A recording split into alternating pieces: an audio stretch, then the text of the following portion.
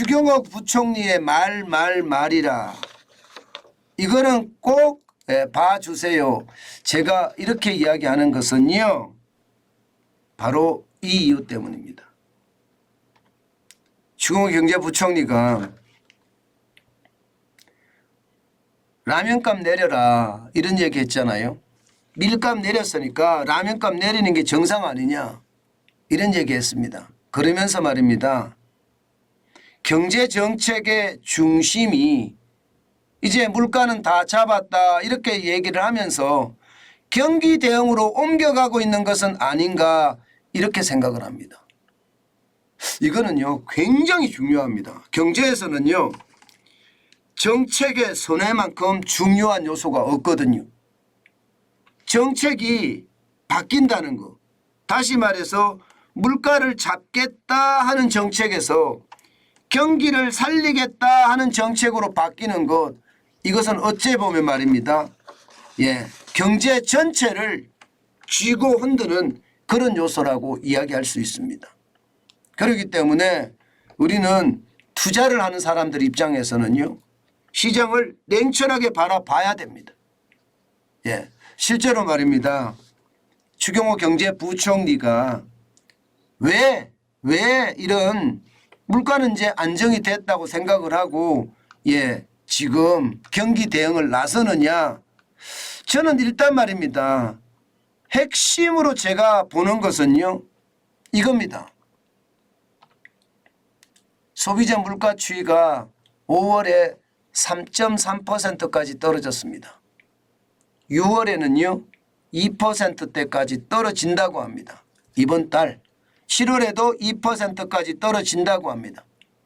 2%대. 다시 말해서 물가는 잡았다 생각을 하는 거예요.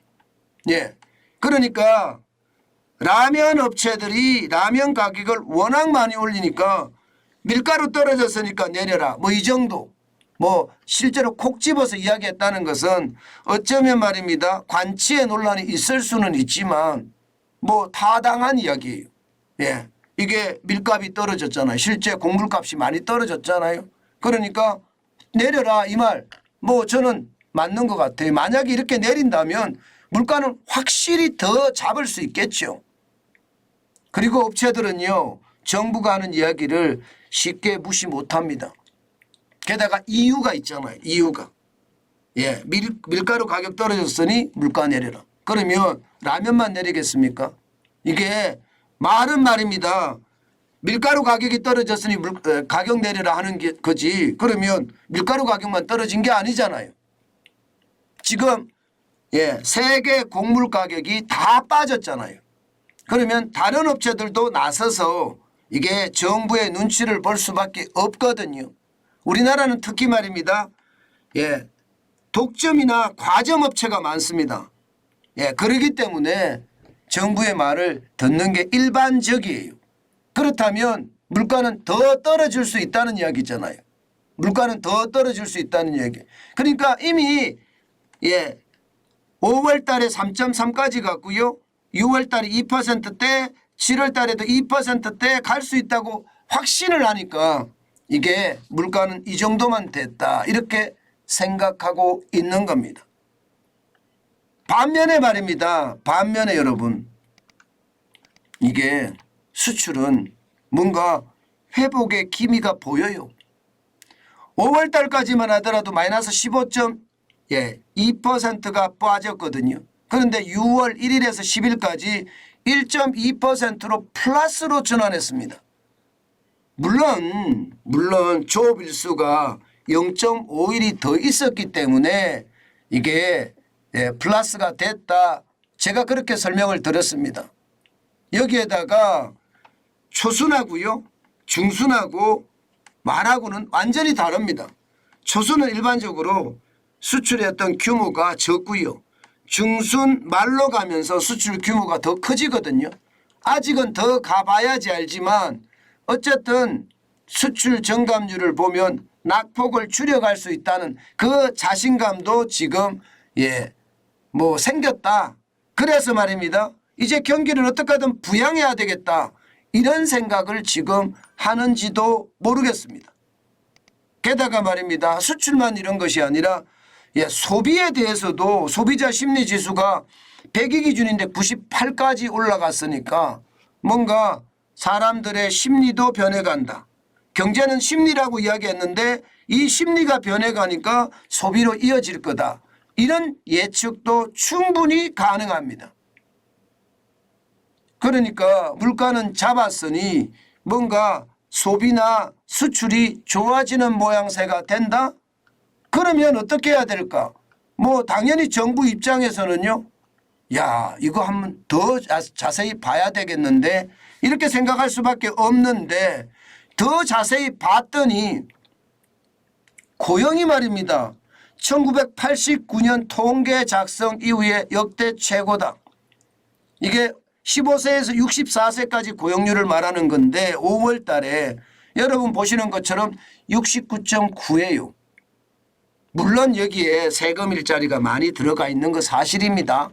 그렇지만 실업률은 2.7%로 완전 고용 상태고요. 그리고 15세에서 64세였던 고용률은 69.9%니까 시장의 고용률도 괜찮네 이렇게 생각하는 거예요. 왜냐하면 말입니다. 사실 2022년에 세금 주도 일자리가 더 많았거든요. 그때보다가 지금 고용률이 더 좋으니까 이 세금 주도 일자리가 좀 빠졌는데도 좋아졌다. 그런 측면에서 봐서는 뭔가 고용이 살아난다. 이런 얘기잖아요. 여러분 그러면 한번 생각을 해보시자고요. 경제에서 가장 중요한 게 일자리라고 제가 말씀을 드렸는데 일자리는 뭔가 살아나는 조짐 그리고 물가는 그다음이 물가라고 했는데 물가는 떨어지는 조짐 게다가 수출은 살아나는 조짐 여기에 심리까지도 좋아진다고 하니까 지금 정부는요. 어떻게 하든 물가는 이제 됐고 경기에다가 집중해야 되겠다 이런 생각을 할 수밖에 없겠죠. 그런데 문제는요. 문제는 돈이 없습니다. 정부가 돈이 없어요. 게다가 대통령 공약에도 긴축으로 가겠다. GDP 대비 국가 부채 비율을 50%에서 맞추겠다. 이런 이야기를 계속해왔기 때문에 공약을 깨면서까지 정부가 돈을 풀 수는 없거든요. 그러니까 정부는요. 제가 여러분들에게 계속 말씀드렸던 거 있습니다. 정부가 돈이 없으니까 결국은 민간의 자금으로 경기를 살릴 수밖에 없다. 그 말씀 제가 드렸잖아요. 그러면서 정부는 규제 해제를 왕창 해줘야 된다고 말입니다. 실제입니다. 실제 말입니다. 이 현장 경제에서는요. 해외 유보한 소득들을 지금 갖고 들어오는 겁니다. 해외 유보한 소득들을. 당장 말입니다. 삼성그룹만 하더라도요. 올 1분기에만 8조 4,400억 원을 갖고 들어왔습니다. 지난해 1분기에 비하면 66배나 늘어난 규모입니다. 8조 4,400억 원이면 여러분 우리가 느끼기에 이게 추경 규모만큼도 된다. 이게 일반적으로는 8조가 넘으면 추경 규모만큼 된다고 봐야 됩니다. 여기에다가 현대차는 또 어떻습니까? 현대차도 7조 8천억 원을 지금 갖고 들어왔습니다. 이 두 개를 합치면요. 16조 2,400억 원이에요. 16조 2,400억 원. 추경만큼 되죠 이제. 그렇습니다. 결국은 말입니다. 이게 해외 유보소득 쉽게 말하면 배당세가 많기 때문에 또 문재인 정부에서 기업을 적폐 세력으로 삼아서 계속해서 조지기 때문에 안 갖고 들어왔던 것을 갖고 들어오는 겁니다. 그렇게 말입니다. 정부의 돈이 아니라 민간의 돈으로 지금 경기 부양을 해가고 있다. 이렇게 이야기할 수가 있는 거죠.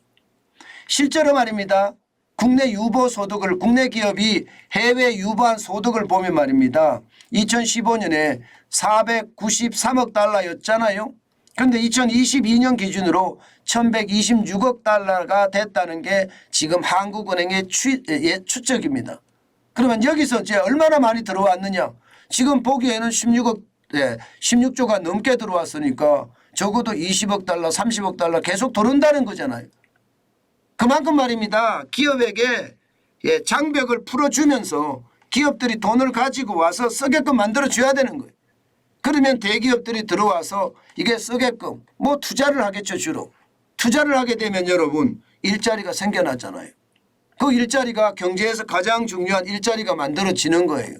게다가 이게 뭔가 경기가 돌아가는 조짐이 보이면요 소비도 일어날 수밖에 없거든요. 전체적으로는요 정부까지도 이제는요 쉽게 말하면 피벗 정책을 선회한다 이렇게 생각할 수가 있는 겁니다. 아마도 말입니다.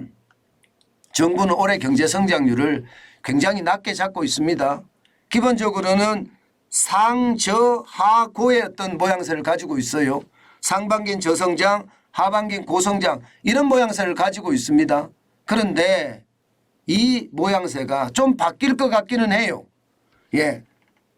상저는 맞고요. 하도 이게 고가 되지 않을 것 같기는 해요. 뭐 전대 저보다는 조금 높은 중저 정도 그렇게 될 것 같습니다. 어쨌든 경기가 뭔가 회복이 되는 그런 모양새를 가져간다. 뭐 그런 형태라고 보시면 됩니다. 제가 이 영상은 꼭 봐주세요 이렇게 말씀드리는 이유는요. 간단합니다. 정책이 바뀌기 때문에 이것은 반드시 투자하는 사람들 알아둬야 됩니다. 그것이 굉장히 중요한 요소라고 저는 생각하는 겁니다. 그만큼 말입니다. 정책이 바뀔 때는 경제 전체의 흐름도 굉장히 많이 바뀐다는 거 반드시 우리가 기억하고 있어야 된다. 그 말씀 다시 한번 올립니다.